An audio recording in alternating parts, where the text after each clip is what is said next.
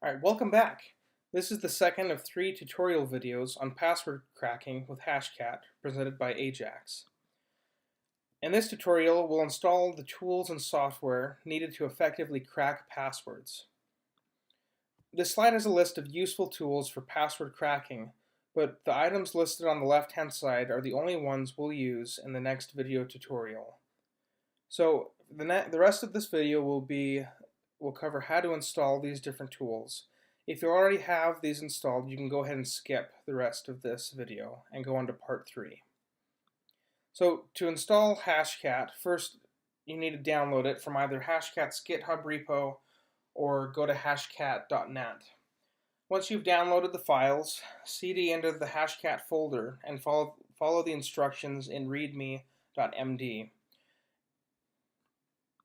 To download Python, go to python.org/downloads, and you can download either Python 2 or 3. Either version works just fine. The next thing that we need is a plugin, this Hashstack-server-plugin.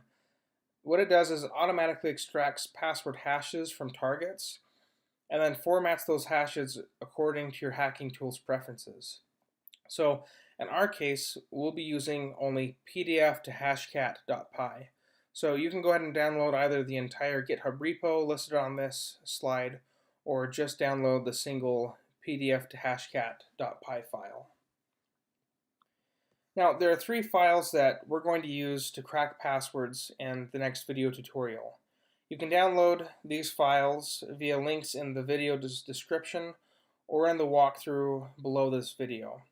Now, please note that merged.txt and hashes.txt are quite large files and will take a few minutes for most standard computers to open. Also, hashcat.txt is available and taken from https pangs.win. So at this point, you should have downloaded all of the tools, software, and files needed for our walkthrough tutorial. So let's now move on to our third and final video, which is where we'll actually start cracking passwords.